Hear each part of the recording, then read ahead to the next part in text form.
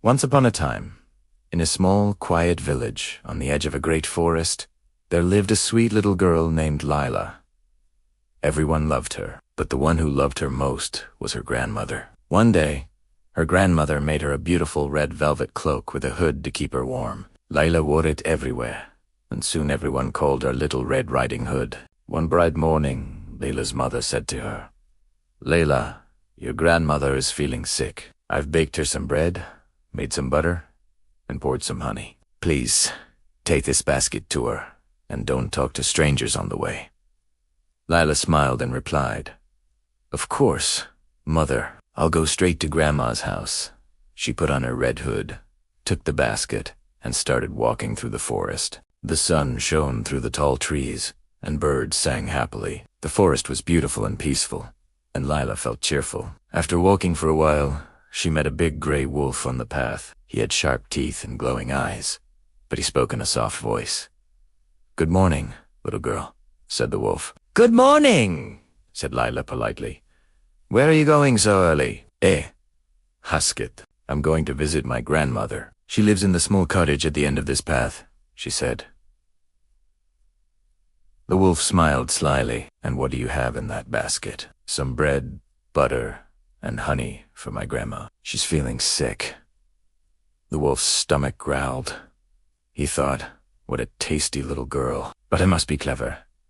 "So," he said kindly, "what lovely flowers grow in this forest. Why don't you pick a few for your grandmother? I'm sure she would love them."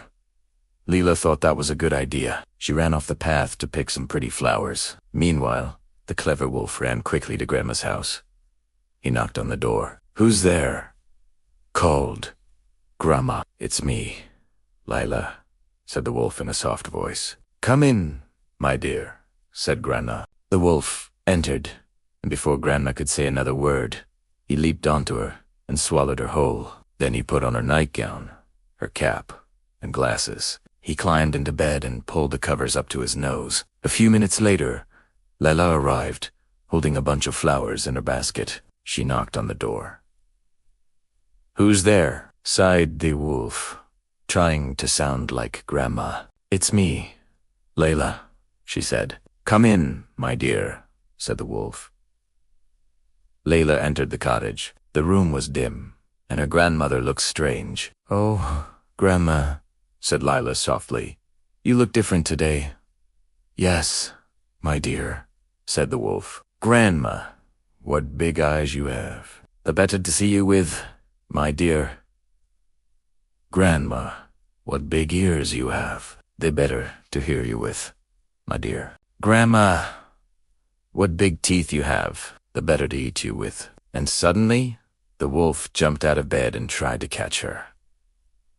Leila screamed loudly and ran toward the door. Just then, a brave woodcutter, who was passing by, heard her cry. He burst into the cottage with his axe, and when he saw the wolf, he knew what had happened. The woodcutter struck the wolf, who fell down. Then he cut open the wolf's belly and out came Grandma, safe and alive. She hugged Leila tightly. "Oh, my dear child," said Grandma, "you saved me." "No, Grandma," said Leila, smiling through her tears. "We both got lucky." The woodcutter took the wolf far away into the forest, and he was never seen again. From that day on, Leila promised never to talk to strangers and never to leave the path again, and they all lived happily ever after.